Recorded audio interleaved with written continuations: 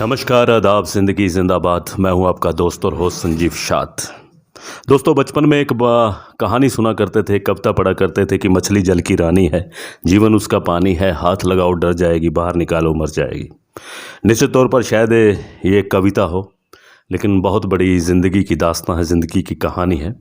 लेकिन कहानी के कुछ किरदार ऐसे भी होते हैं जो ज़िंदगी को एक कहानी बना देते हैं। ऐसे ही एक किरदार मेरे साथ बैठे हैं जनाब रमेश गोयल साहब, जिन्हें जल स्टार की उपाधि मिली हुई है। और जब भी बात करते हैं, जिससे भी बात करते हैं, तो पानी बचाने की बात करते हैं। और जितनी हम बचत करेंगे उतना ही हम पाएंगे। तो सबसे पहले नमस्कार। आप नमस्कार। रमेश जी, आपका परिचय तो इतना ही है कि आप पानी की बात करते हैं और बिना पानी के जीवन नहीं है, जल है सो कल है। किस तरह से देखते हैं आप, कैसे मन में भाव आया कि लोगों को जागरूक किया जाए जल के बारे में?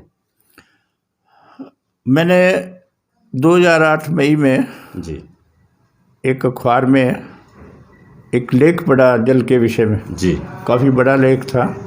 उसमें जो भयावह स्थिति अभी चर्चित है उसका विवरण उस समय दिया हुआ था। और विश्व युद्ध की चर्चा भी पानी के नाम पर, और दुनिया में पानी की कमी के नाम पर जो भयावह स्थिति अभी हम संभावित समझ रहे हैं वो उसमें दर्शाई हुई थी। जब मैंने वो लेख पढ़ा तो मेरा मन बेचैन हुआ कि लोगों को तो समझ ही नहीं है, पता ही नहीं है, और ना ही उन्हें इस कमी के बारे में पता और ना ही इस भयावह स्थिति के बारे में। तो मैं एक सामाजिक कार्यकर्ता होने के नाते मेरे मन में भाव आया कि मैं क्या कर सकता हूँ। और 2-3 दिन चिंतन के बाद मेरे को आभास हुआ, एक निर्णय किया कि विद्यार्थियों के माध्यम से मैं ये बात लोगों तक पहुंचा सकता हूं। जी। और 6 मई 2008 को विवेकानंद सिरसा स्कूल के माध्यम से मैंने विद्यार्थियों को ये समझाना शुरू किया पानी की महत्ता क्या है, उसकी कमी क्यों है, और हम उसे सामान्य रूप में बर्बाद कैसे करते हैं, और छोटे छोटे उपायों से उसे बचा कैसे सकते हैं। ये सारी बातें जो मैंने वहाँ शुरू की वो मेरे अपने मन की उपज और अपने अनुभव के आधार पे थी। और अब तक मैं 400 से अधिक शिक्षण संस्थानों में प्रत्यक्ष रूप से लगभग 5 लाख विद्यार्थियों को ये बात कह चुका हूँ। टीवी, मीडिया, सोशल मीडिया वगैरह वगैरह के माध्यम से अब तक लगभग 13 साल में 1 करोड़ से ज़्यादा लोगों तक अपनी बात मैंने पहुंचाई है। और इसी अभियान में और कैसे किया जाए, तो मैंने एक पैम्फलेट तैयार किया, विद्यार्थियों के माध्यम से वो लोगों के घरों में भिजवाया ताकि वो विषय घर में पहुंच जाए, विद्यार्थियों तक ना रहे, क्योंकि सभी विद्यार्थी घर पे जाके चर्चा नहीं करते। एक बैनर बनवाया, स्कूलों में सार्वजनिक स्थानों पे लगाना शुरू किया, जिसमें पानी की महत्ता और उसके बचाने के बारे में 2 फुट बाई 3 फुट के लगभग 1500 बैनर अब तक मैं लगवा चुका हूँ। अरे वाह। इसी अभियान में एक जल चालीसा लिखा गया, जिसकी लगभग 2012 में लिखा, और अब तक 60,000 कापियाँ, हार्ड कापी उसकी बढ़ चुकी हैं। कोरोना काल के कारण अगला अंक अभी मैं छुपवा नहीं रहा, क्योंकि कोई आयोजन नहीं है तो बढ़ नहीं पाएगा।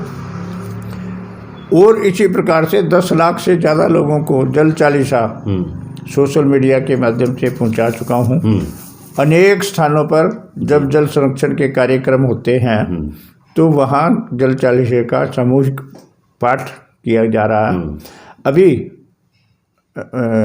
मार्च 2021 में ही फरीदाबाद में एक कार्यक्रम था, और वहाँ मुझे उन्होंने जल चालीसा मंगवाया मेरे से।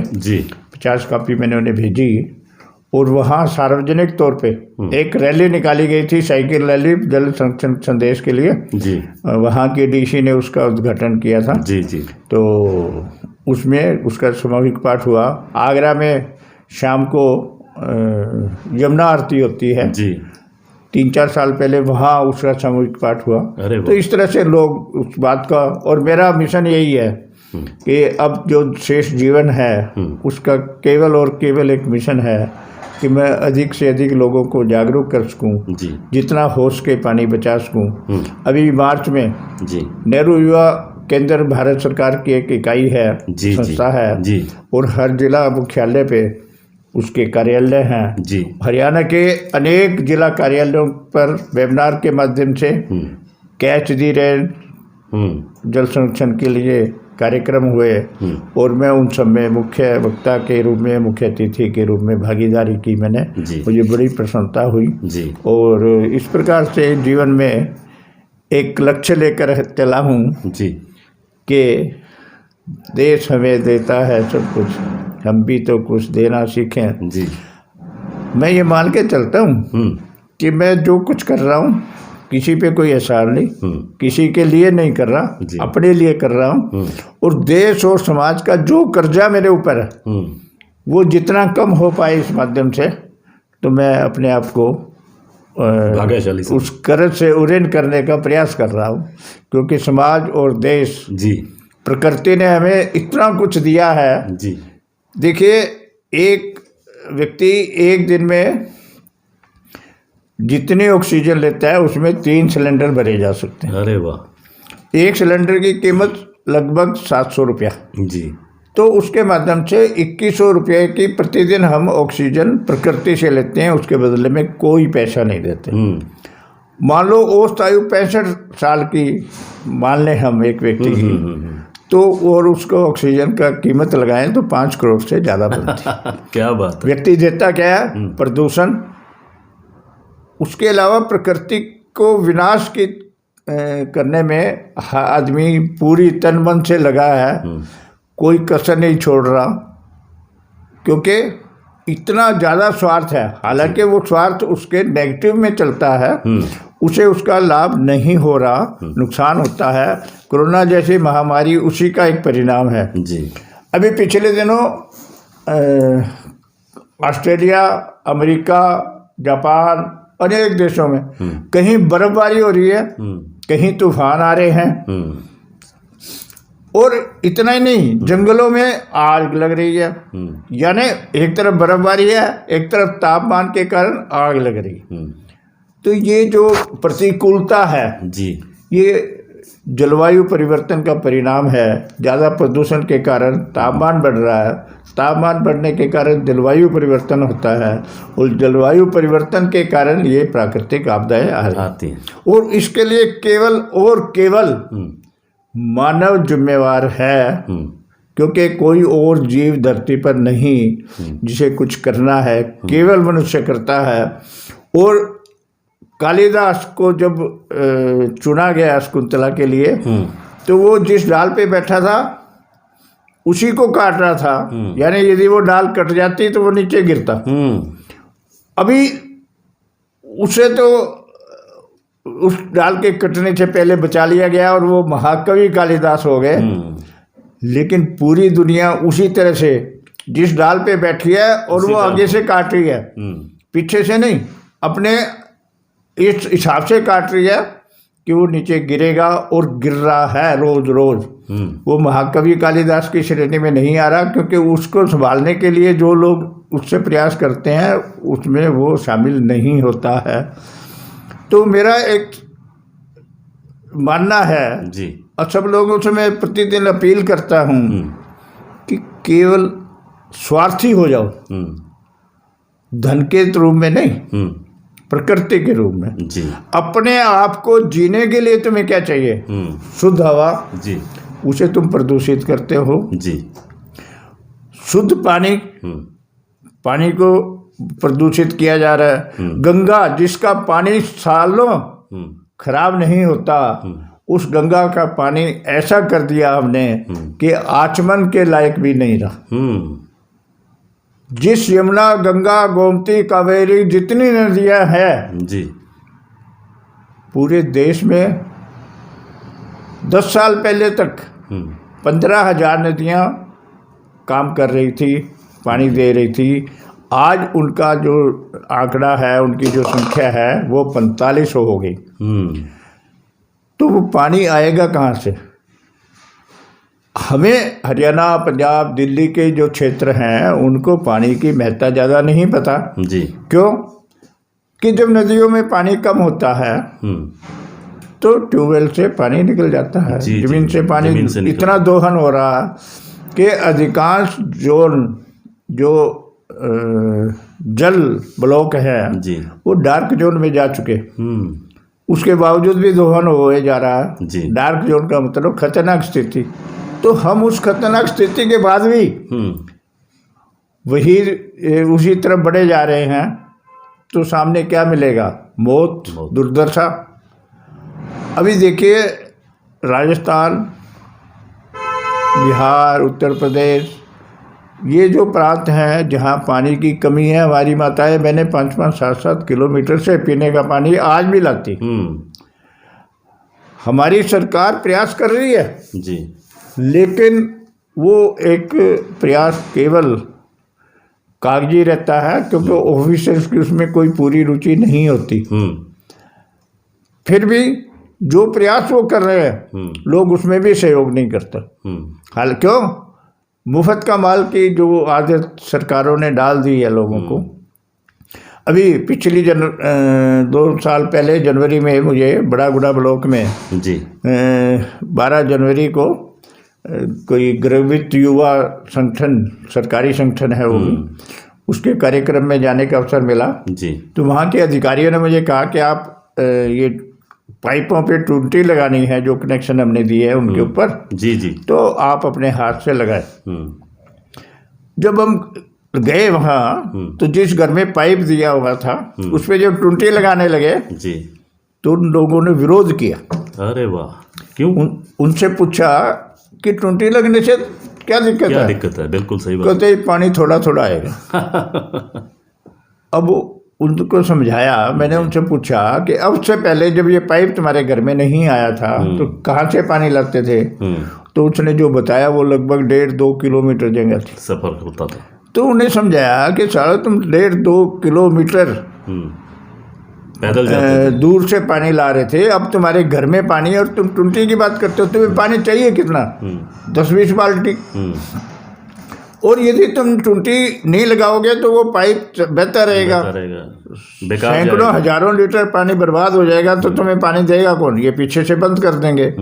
जब उन्हें बताया कि पीछे से बंद कर देंगे या पाइप उखाड़ के ले जाएंगे, तब वो इस बात के लिए माने कि चलो ठीक है लगा दो। और उन्हें बताया कि जिस दिन तुम टूटी उतार दोगे हमें वहीं पता लग जाएगा, मीटर लगे हुए हैं और हम ये पाइप उखाड़ देंगे। तो ऐसी मानसिकता उन लोगों की है जो इतने किलोमीटर से पानी ला रहे। आम आदमी जिसके घर में पाइप लगा हुआ है, जिसके घर में पाइप का कनेक्शन है, वो टूटी खोलते उसे पानी मिलता है, वो तो समझता नहीं इस बात का महत्व। एक छोटी सी बात जी। आपने 15-20 रुपए लीटर में एक पानी की बोतल ली जी। कहीं सफ़र में जा रहे हैं जी। अब जब वहाँ हाथ धोने होते हैं तो मैंने देखा है कि यूँ पानी छिड़केंगे हाथ पे, यूँ मसला और हाथ धुल गए। यानी 10-20 ml पानी में हाथ धुल गए। वही व्यक्ति जब वॉश बेसिन के आगे हाथ धोने लगता है तो 3-4 लीटर पानी बर्बाद खत्म कर देता है। छोटी छोटी सी बातें हैं। हाथ धो रहे हैं, हाथ साबुन लगा रहे हैं, टूटी चल रही है, ब्रश कर रहे हैं, टूटी चल रही है। पानी का क्या कोई मतलब है? ये टूटी लगी इसलिए होती है कि जब जरूरत नहीं तो इसे बंद कर। पेस्ट करने के लिए ब्रश भिगोएंगे, ब्रश करते मंजन करते रहेंगे, जब कुल्ले करेंगे तब टूटी बंद करेंगे। नहा रहे हैं, बाल्टी भर गई, ना अपना साबुन लगा रहे हैं, मसल रहे हैं, जब नहा लेंगे तब टूटी को बंद करेंगे। तो टूटी इसलिए लगी है कि मुझे बंद कर दें। और ये पानी जो हमें मुफ्त में मिल रहा, ये मुफ्त का माल नहीं है। ये सरकार जो पूरा जन स्वास्थ्य विभाग है वो व्यवस्था करता है, और वो पानी जो हमें सप्लाई करता है उस पर सरकार का पूरा खर्च होता है। मेरा ये मानना है कि उस पर 7-8 रुपये लीटर खर्च आता है। कल परसों किसी एक साथी ने बताया कि 20-25 रुपये उस पर खर्च सरकार करता। जी। अब मुझे क्योंकि आरटीआई में जवाब नहीं देते अधिकारी, इसलिए पता नहीं लग रहा।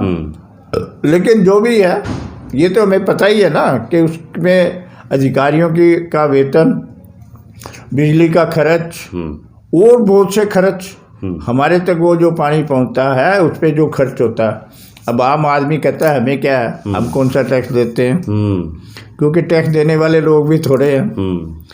अब उन लोगों को ये नहीं पता जी कि तुमने कपड़ा खरीदा, तुमने साबुन खरीदी जी, तुमने राशन खरीदा या कोई और चीज़, हर चीज़ के ऊपर टैक्स है जी।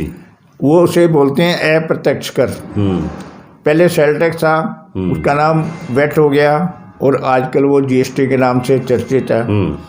तो जो चीज़ हमने व्यापारी से खरीदी जी, दुकानदार से खरीदी, उसने भाव में वो टैक्स ले लिया और सरकार को दे दिया। हम ये ना समझें कि हमने कुछ नहीं दिया। प्रत्यक्ष नहीं, अप्रत्यक्ष रूप से हमें वो टैक्स देना पड़ता है। यदि हम पानी बचाएंगे तो बिजली बचेगी, और जब बिजली बचेगी तो धन भी बचेगा जी, और धन बचेगा तो विकास बढ़ेगा। क्या बात है। गोयल साहब, एक मिनट मैं आपसे बीच में रोकना चाहता हूँ। विकास बढ़ेगा, लेकिन जब आप शुरुआती दिनों में जल की बात करते थे तो लोग आपको क्या कहते थे कि ये जल के बारे में कहाँ तक उठा लाए? जब मैंने ये अभियान शुरू किया तो मेरे अपने साथी, घर वाले सब यूँ कहते थे कि कहीं ना कहीं दिमाग में कोई फर्क आ गया और गोयल साहब सनकी हो गए। और मज़ेदार बात, उस दिन मुझे बहुत हंसी आई जब मेरे क्लाइंट ने मेरे मुंह पे ही कहा कि आजकल आपको दफ्तर में काम नहीं रहा क्या? क्या बात मैं है। इनकम टैक्स का एक प्रतिष्ठित वकील हूँ। 50 साल से ज़्यादा मुझे प्रैक्टिस करते हो गए जी। मैंने income tax, sale tax, tribunal तक अपीलें की हैं जी, और बड़े अच्छे उलझे हुए केस सॉल्व कराए, जीते हैं। मैं बहुत मेहनत करके आगे बढ़ा हूँ। लेकिन और आप लोगों आपको देखकर मुझे लगता है कि कुछ दीवाने ऐसे हैं जो सूरज को पकड़ते हैं और कुछ लोग उम्र भर अंधेरा ही ढोते हैं। दस्तक दी है गोयल साहब ने आज से लगभग 10-12 साल पहले। तब लोग हंसा करते थे, लेकिन आज लोग आपको किस नज़र से देखते हैं?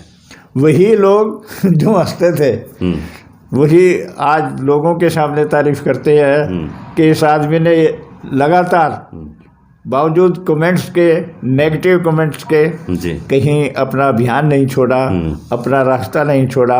और मैं भी ये मान के चलता हूँ कि मंजिल उन्हें ही मिलती है जिनके सपनों में जान होती है, पंखों से कुछ नहीं होता, हौसले से उड़ान होती है। हौसले से उड़ान होती है। गोयल साहब, एक और आखिर में पूछना चाहता हूँ, बहुत बड़ा परिकल्प है ये, हर आदमी को सोचना होगा, लेकिन बच्चे इस अभियान में कितनी बड़ी भूमिका निभा सकते हैं? और आप बच्चों पर ज़्यादा ध्यान देते हैं, आप क्या कहना चाहेंगे बच्चों के बारे में, बच्चों की मनोविज्ञान के बारे में? बच्चे किस तरह से आपकी सहायता कर सकते हैं? मैं जब स्कूल में, कॉलेज में, कहीं भी बोलता रहा हूँ जी। अभी मार्च के महीने में 22 मार्च को विश्व जल दिवस था जी। और मुझे JCD विद्यापीठ में कार्यक्रम में बोलने का मौका बुलाया गया जी। इसी तरह से NSS का एक कैंप था। मैं रोज़ अखबारों में आपकी चर्चा होती है, देखता हूँ, टीवी चैनल्स पर देखता हूँ, आप बच्चों के साथ बहुत घुल मिल कर बात करते हैं। कहीं आपको ऐसा लगता है कि बच्चे ही बहुत बड़ा भूमिका आंदोलन ला सकते हैं? वास्तव में ये है कि बाल मन जो है जी, वो उन बातों को जल्दी समझता है जी। और एक बालक यदि ये समझ ले कि पानी बर्बाद नहीं करता, उसके घर वाले पानी बर्बाद नहीं कर सकते जी। एक छोटी सी घटना बताता हूँ। मेरी बेटी ने मुझे बताया जी, लगभग 7-8 साल पहले की बात है। दिल्ली में रहती है वो। मेरी दोस्ती थी उस समय 5-6 साल की जी, 7 साल की होगी।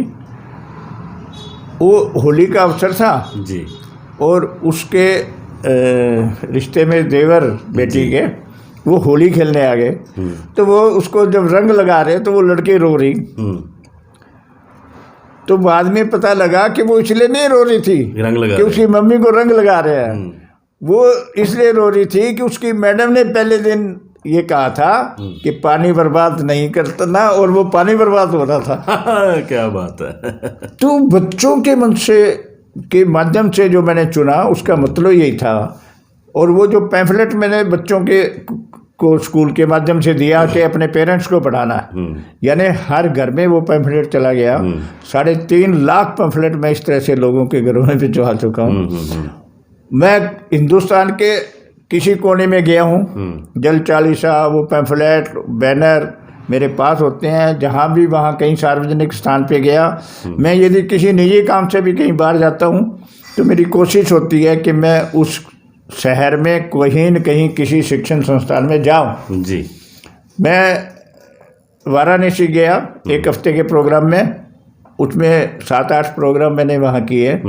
नाथद्वारा गया 3 साल पहले, 9 दिन में 11 एजुकेशनल इंस्टीट्यूशन में मैंने अपनी बात कही। जी जी। तो मैं अपने आप अप्रोच करता हूँ, यानी मेरा, क्योंकि पूरा देश मेरा है, हरियाणा सिरसा ही नहीं बल्कि पूरे भारतवर्ष पूरे देश की बात है। तो ऐसे प्रोग्राम मैं गुवाहाटी एक बार मुझे जाने का अवसर मिला भारत विकास परिषद की बैठक में, तो वो बैनर मेरे पास थे। वहाँ एक ट्रांसफार्मर के जो जाली लगी होती है बाहर, हमने वो बैनर अपना 2 बाई 3 फुट का बैनर था, उस जाली पे लगा दिया। उसे 100, 200, 500 लोगों ने जरूर पढ़ा होगा। जल्दी से कोई आदमी उतारता नहीं, इसलिए कि वो किसी का ऐड नहीं है। तो मैं समझता हूँ, मान लो जितने लोगों ने पढ़ा, 1-2 लोगों ने भी उस बात को समझ लिया, तो मेरा मतलब हल हो गया, मेरा मकसद हल हो गया। और यही मेरा मिशन है कि कहीं ना कहीं किसी के दिल में आग जला दी जाए। वो एक शेर है कि मेरे सीने में ना सही, तेरे सीने में, तेरे सीने से ही जलती रहे, पर ये आग जलनी चाहिए। तो वो आग इस बात की कि जो देश और समाज की बहुत बड़ी समस्या है, आने वाले पीढ़ी को जी पानी के लिए तरसना पड़ेगा और पानी के लिए तड़फ तड़फ कर मरना पड़ेगा, वो स्थिति ना आए जी। वो स्थिति हम दूर लेते जाएं जी जी। और धीरे धीरे उसका उपचार हो जाए। बिल्कुल। देखिए, जितनी वर्षा होती है उसका केवल 8% पानी भूमिगत किया जा रहा। यदि उस 8% को हम 18 ले आए, 28% ले आए, तो जो भूजल समाप्त होता जा रहा है, जो डार्क जोन में आते जा रहे हैं जल ब्लॉक, वो बंद हो जाएंगे, तो फिर पानी की समस्या खत्म हो जाएगी। बिल्कुल गोयल साहब, अकेला ही चला था जानिबे मंजिल की तरफ, लोग मिलते गए और काफिला बनता गया। बात लाखों की नहीं, बात करोड़ों की नहीं, हज़ारों करोड़ों लोगों से गोयल साहब मिलते हैं, रोज़ मिलते हैं। और आप इनके घर के आसपास गली मोहल्ले में जाकर देख लीजिए, वहाँ भी पोस्टर्स लगे हुए हैं। और जहाँ भी गोयल साहब अपनी यात्रा के दौरान जाते हैं, वहाँ बात ज़रूर करते हैं जल बचाओ। और दोस्तों, बहुत ज़रूरी है, गोयल साहब की बात आज हमें समझ में आ रही है, और आने वाली पीढ़ी तक जब ये बात पहुंचेगी तो निश्चित तौर से हम जल को बचा पाएंगे। नहीं तो मुझे बहरहाल इतना ही कहना पड़ेगा, जब आखिरी नदी सूख जाएगी, जब आखिरी मछली मर जाएगी, जब आखिरी पेड़ गिर जाएगा, तो आपकी जेब में पड़ा हुआ रुपया किसी काम नहीं आएगा। जल भी एक तत्व है, और जल हमारे जीवन में, हमारे शरीर में, जल के बिना हम नहीं हैं। जल है तो कल है। मैं तो इतना ही कहना चाहूँगा कि जल बचाएं। गोयल साहब, आपका बहुत बहुत धन्यवाद। आपने बात की अपने यशस्वी वाणी के साथ, आपने टू द पॉइंट चैनल के माध्यम से दर्शकों को झकझोरा है और बताया है कि आने वाला कल कैसा होगा। और हम ये उम्मीद करते हैं कि आने वाला कल आपके सपनों को साकार करने वाला हो, और आपकी मेहनत हमेशा हमेशा बरकरार रहे, और हम सब मुस्कुरा कर कहें, क्योंकि आप भी एक ज़िंदगी के किरदार हैं, और जो अपना समय निकाल कर, वक्त निकाल कर, वक्त दर वक्त जल के लिए काम करते हैं, पानी के लिए काम करते हैं। तो मुस्कुरा कर हम आपके लिए इतना ही कहेंगे, ज़िंदगी जिंदाबाद। Eurokids, India's next gen preschool, making learning fun. आईना सी होती है जिंदगी, तुम भी मुस्कुरा तो वो भी मुस्कुरा देगी। हुनर सब में होता है, तो चलो फिर करते हैं हुनर की बात। टू द पॉइंट, जिंदगी जिंदाबाद।